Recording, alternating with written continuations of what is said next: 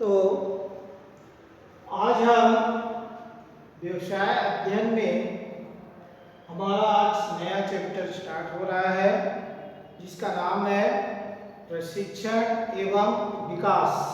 मैंने लिख दिया है प्रशिक्षण एवं विकास। ये आपका बिजनेस स्टडी का चैप्टर जो है वो 10 है।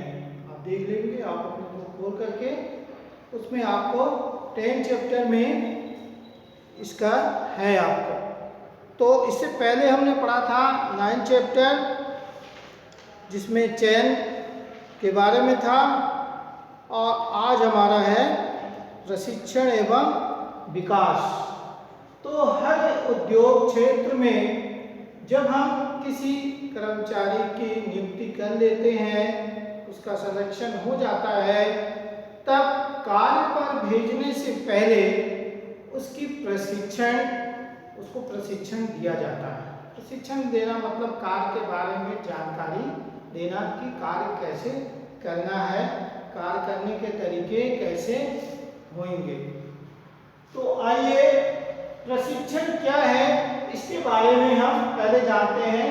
प्रशिक्षण का अर्थ तो एक उपक्रम में, उपक्रम यानी कंपनी में, एक उपक्रम में किसी कार्य विशेष पर व्यक्ति के चयन करने के बाद, उस व्यक्ति को हम जब सेलेक्ट कर लेते हैं, उसके बाद उसको कार्य के संबंध में जानकारी प्रदान करना कि कार्य आपको कैसे करना है, इसके बारे में जानकारी देना, और साथ ही साथ कार्य को किस तरह पूरा करना है, कार्य के संबंध में क्या नियम है, फर्म की कौन कौन सी नियमें बनाई गई है जिसके अधीन कार्य करना है, ये सारी जानकारी कर्मचारी को दी जाती है, जिससे कि उसमें कार्य करने की क्षमता बढ़ती है, कार्य में निपुणता आती है, अर्थात हम कह सकते हैं कि वो कार्य करने के योग्य हो जाता है। तो अब बात ये है कि अगर हम कर्मचारी को प्रशिक्षण दे रहे हैं तो प्रशिक्षण के भी कई अलग अलग तरीके होते हैं। कार्य के अनुसार प्रशिक्षण दिया जाता है कि कार्य किस प्रकार का है, उसी प्रकार से उसके प्रशिक्षण दिए जाते हैं। तो आपने ये समझ लिए कि कार्य विशेषण यानी कार्य के विशेषता संबंधी जानकारी कर्मचारी को कराना ही प्रशिक्षण होता है। और जब कर्मचारी प्रशिक्षित हो जाता है, यानी कर्मचारी में कार्य करने की योजना बन जाती है, कार्य करने की क्षमता उनमें उत्पन्न हो जाती है, तो फिर वो कहीं भी वो कार्य को अच्छे ढंग से करता है। इसके संबंध में कुछ परिभाषाएं भी हमारे अर्थशास्त्रियों ने दी है। प्रोफेसर गैरी डेस्लियन ने कहा कि प्रशिक्षण कर्मचारियों की ऐसी अभिरुचि पैदा करती है जिससे कि वो कार्य को अच्छे से कर सकते हैं, अर्थात कार्य विशेष की महत्वपूर्ण जानकारी प्रशिक्षण के माध्यम से ही कर्मचारियों को दिया जाता है, अपन ये कह सकते हैं। तो इसमें मुख्य रूप से क्या चीज है? कार्य विशेष की जानकारी, कार्य को पूरा करने की निपुणता, और कार्य के संबंध में कौन कौन सी नियम हैं। ये 3 चीजें प्रशिक्षण में विशेष रूप से ध्यान दिया जाता है। क्या क्या चीज कार्य के संबंध में जानकारी दी जाती है, और कार्य के संबंध में क्या क्या नियम बनाए गए हैं उसके बारे में बताया जाता है, और कार्य किस प्रकार से पूरा हो, ये चीज की भी जानकारी प्रशिक्षण के माध्यम से दी जाती है। अब हम आपको इस प्रशिक्षण की कुछ विशेषताएं, इसी परिभाषा से हम कुछ विशेषताएं को हम पॉइंट आउट करते हैं तो विशेषता में सबसे पहले आती है प्रक्रिया। प्रक्रिया प्रोसेस। प्रक्रिया की बात करें तो इसमें प्रशिक्षण की जो क्रियाएं हैं एक के बाद एक आती रहती है, यानी एक समाप्त होने के बाद दूसरी प्रारंभ होती है। इसमें एक सुनियोजित प्रक्रिया चलती है, निरंतर चलने वाली प्रक्रिया है।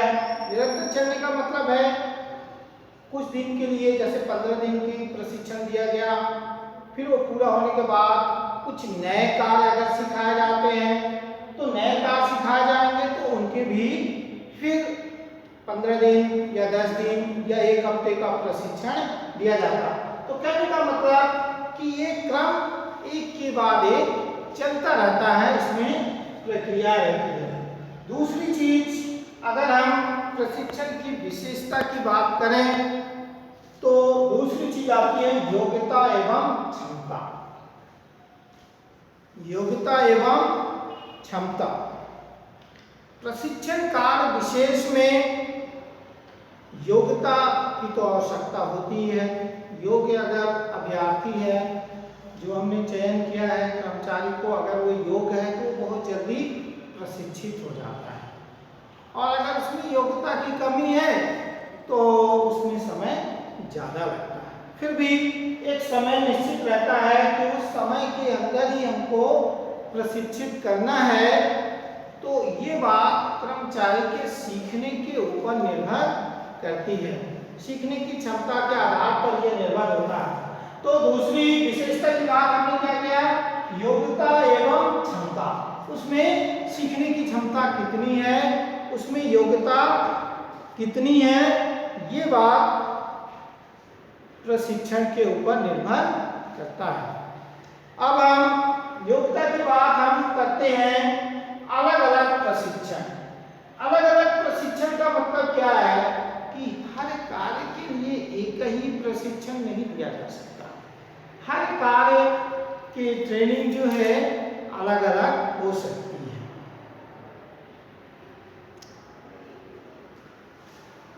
तो जैसे मान लीजिए कहीं पे किसी मशीन में किसी ऑपरेटर को नियुक्त किया गया है, तो उसको मशीन चलाने के संबंध में उसे प्रशिक्षित किया जाएगा। लेकिन अगर किसी व्यक्ति को इसलिए नियुक्त किया गया है कि कहीं पे कार्य हो रहा है, उसकी देखभाल करना है, तो वहाँ पर उसे देखभाल करने का अलग प्रशिक्षण दिया जाएगा। अगर मान लीजिए किसी शिक्षक की बात करें, किसी शिक्षक को स्कूल में पढ़ाने के लिए भेजा जा रहा है, तो वहाँ पर फिर प्रशिक्षण उसकी अलग तरीके से होगी। अगर कोई अकाउंटेंट है तो उसका अलग प्रशिक्षण होगा। मतलब कार्य के हिसाब से अलग अलग इसके प्रशिक्षण के तरीके होते हैं। हम एक ही प्रशिक्षण दे करके सभी कर्मचारियों को प्रशिक्षित नहीं कर सकते हैं, उनके कार्य के हिसाब से होता है। अब हमारा चौथा पॉइंट आता है हित। हित का मतलब होता है फायदा, लाभ। तो हित यानी ये प्रशिक्षण से, यानी ये प्रशिक्षण किन किन के लिए उपयुक्त होता है, किन किन के लिए लाभदायक होता है। तो मैं तो ये कहूँगा कि ये तो कर्मचारी के लिए भी हित है, मतलब कर्मचारी को भी इसका फायदा मिलता है, प्लस जो नियोजक है यानी जो फर्म के मालिक है, सेवा योजक है, जो सेवा ले रहे हैं, उनके लिए भी हितकारी होता है प्रशिक्षण देना। क्योंकि अगर प्रशिक्षित कर्मचारी नहीं रहेंगे, समय पर वो कार्य को पूरा नहीं कर पाएंगे, तो उससे क्या होगा कि दोनों को नुकसान होता है। इसलिए हित का मतलब है कि दोनों के हित में प्रशिक्षण अच्छा माना गया है। ये क्लियर हो गया। अब हम विनियोग की बात करें। विनियोग का मतलब क्या है? कुछ संस्थाएं ये कहती है भाई प्रशिक्षण में जो हम खर्चा करते हैं ये हमारा एक अलग से खर्चा है, एक्सपेंसेस है, ये व्यय है और उसको व्यय मानते हैं। लेकिन कुछ का कहना है कि जो प्रशिक्षण में खर्चा हुआ वो व्यय नहीं है बल्कि वो विनियोग है। विनियोग का मतलब है कि आज हम ये पैसा लगा रहे हैं और इसका लाभ हमको आने वाले समय में मिलेगा। जैसे कोई व्यक्ति फंड जमा करता है, थोड़ा थोड़ा पैसा जमा करता है और उसको कुछ साल बाद 10-15 साल बाद इकट्ठा राशि मिलती है, तो वो क्या है, उसके लिए वो फायदे की बात है, मतलब वो एक विनियोग कर रहा है, मतलब बिजनेस में पैसा लगा रहा है। उसी तरह से जब हम प्रशिक्षण में खर्च करते हैं कर्मचारियों के, तो उसको व्यय न मान करके उसे विनियोग माना जाए, जिससे वो जो कर्मचारी है प्रशिक्षित होकर के हमारे फर्म को कई गुना ज्यादा लाभ देगी। इसलिए हम इसको खर्चा न मान करके विनियोग मानते हैं, इन्वेस्टमेंट मानते हैं। अब आती है हमारा एक 6 पॉइंट है विकास का साधन। सिंपल ये तो पता चल जा रहा है कि हर कर्मचारी का विकास उसके प्रशिक्षण होने के बाद ही हो सकता है। कर्मचारी में अगर कार्य करने की शिक्षा नहीं ली है, उसे कार्य करने का तरीका नहीं मालूम है, तो वो कार्य ठीक से नहीं कर पाएगा और वो व्यक्ति एक ही जगह रह जाएगा, आगे वो नहीं बढ़ सकता है। तो इसलिए कर्मचारी के प्रशिक्षण होने से उसका विकास होता है और प्रशिक्षण को हम विकास का एक साधन, एक माध्यम भी मान सकते हैं। कोई भी कार्य करने के लिए कार्य को पहले सीखना होता है। अगर हमने नहीं सीखा कार्य, हमने देखा है कि कोई व्यक्ति 10 साल से एक ही जगह काम कर रहा है, लेकिन उसने कार्य की ट्रेनिंग नहीं ली है, वो अपने तरीके से कार्य करता है तो वहीं रह जाता है, आगे नहीं बढ़ पाता है। लेकिन अगर वो ट्रेनिंग लिया है, वो कार्य में दिन प्रतिदिन कार्य की क्षमता उसकी बढ़ती जा रही है, कार्य में निखार आ रहा है, निपुणता आ रहा है, तो उसका विकास भी होते जाता है। तो अभी हमने आपको बताया कि प्रशिक्षण क्या है, इसकी एक परिभाषा भी मैंने बताई और विशेषता की बात, विशेषता भी हमने इसी प्रशिक्षण के अर्थ से ही लिया है, कोई अलग से मैंने विशेषता नहीं बताया। इसी में मैंने बताया कि प्रशिक्षण एक प्रक्रिया के रूप में चलता रहता है, दिन प्रतिदिन चलने वाली प्रक्रिया है। और दूसरी बात मैंने बताया कि इसमें योग्यता और क्षमता पर निर्भर करता है, अगर योग्य है तो वो जल्दी प्रशिक्षित हो जाता है। फिर मैंने तीसरे पॉइंट में बताया कि प्रशिक्षण के जो स्रोत हैं, जो प्रशिक्षण के जो तरीके हैं, प्रशिक्षण जो है वो अलग अलग होते हैं, एक जैसा नहीं होता है। हित की बात है तो ये दोनों के हित के लिए है, कर्मचारी के हित के लिए भी है और फर्म के मालिक के हित के लिए भी है। विनियोग में मैंने बताया कि एक प्रकार से ये खर्चा नहीं है, ये विनियोग है, यानी कि हमने इन्वेस्टमेंट लगाया है, कर्मचारी को प्रशिक्षण में जो खर्चा किया है वो एक प्रकार से इन्वेस्ट है। और विकास की बात मैंने बताया कि इससे दोनों का विकास होता है। अब अपन एक और आगे इसी में